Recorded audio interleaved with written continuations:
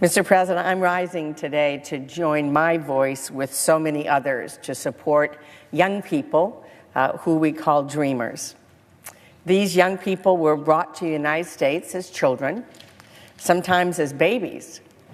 For many of them, this country is the only home they have ever known.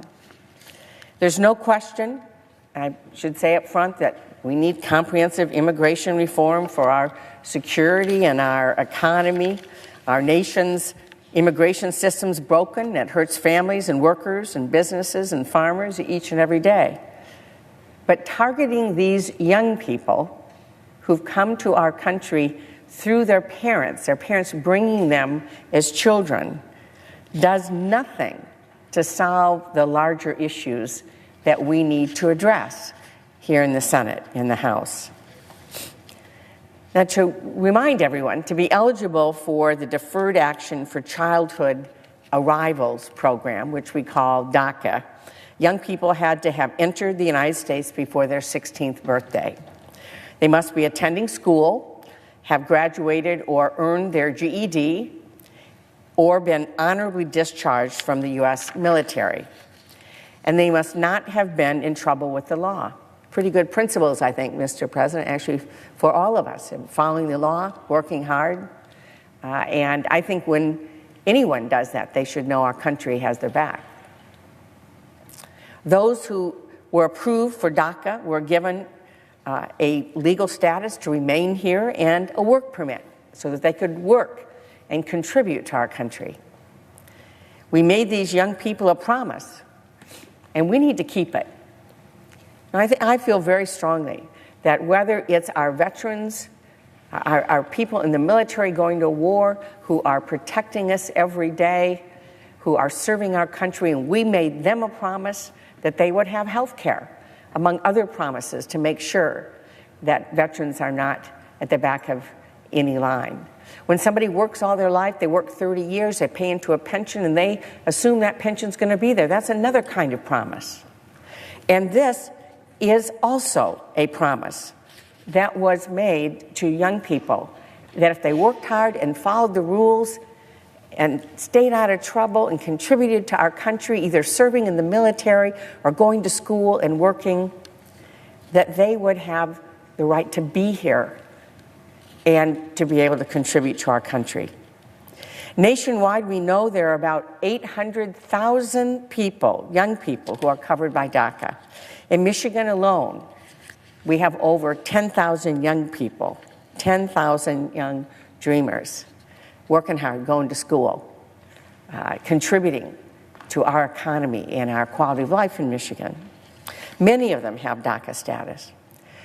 Those are some of the numbers. However, we're not talking about numbers here. We're talking about people's lives. We're talking about 10,000 young people in Michigan who are attending college, starting businesses, creating jobs, buying homes, serving in the military, and raising American children of their own. And they are proud to be here. These young people aren't numbers. They're our neighbors. And in Michigan, we care about our neighbors. One of these young people is named Nara.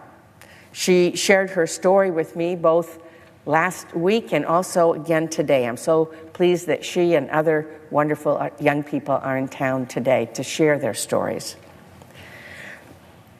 Nara was born in Poland. Her parents faced intense discrimination because of their different backgrounds. One was from Poland, the other from Mongolia. In 2000, when Nara was only 4 years old, she and her mom were granted a visa to come to the United States. Nara excelled in school. She graduated from high school with honors and attended the University of Detroit Mercy. She also found ways to give back, leading service trips around the country and volunteering for organizations, including the Humanitarian Alliance of Michigan, World Medical Relief, and Children's Hospital of Michigan. Earlier this year, Nara graduated with a bachelor's degree in biology and a minor in leadership. And she was awarded one of Detroit Mercy's highest honors, presented to the undergraduate student who best exemplifies the mission of the university. leadership, and service. Another one of our wonderful young people is Juan. He was brought to the United States by his parents when he was 1 year old, just a baby. He's known no other country. When Juan was in high school, he tried to enlist in the Marines to serve his country. He longed to serve the country that had given him so many opportunities. His plans changed, however, when a recruiter told him that he would likely be deported after he had served his country. Instead, Juan got a job hoping to save up money for college. The DACA program allowed him to get a job permit and a better job. Today, he's a pre-law student at Wayne State University, hopes to one day become an immigration lawyer. Juan said this, "I believe in America. I was raised here. I love this country. This is my home."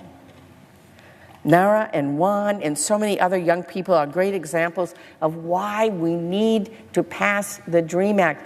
We need to extend DACA as soon as possible. I'd love to see it happen right now, today. Young people are waiting and have been waiting, are in horrible situations because they don't know what's going to happen. These young people have done everything right, and they don't know whether or not they're going to be ripped away from their family and sent to a country they may never have been in. They want to be here contributing to America. They want to earn their degrees, start businesses, raise families, and give back to their communities.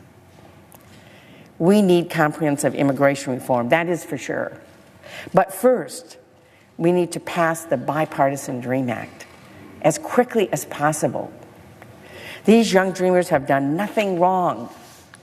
They've done everything right. They've done everything they have been asked to do. It's time to make sure our country stands up and keeps its promises to them. That's what our neighbors would do. Thank you, Mr. President. I yield the floor.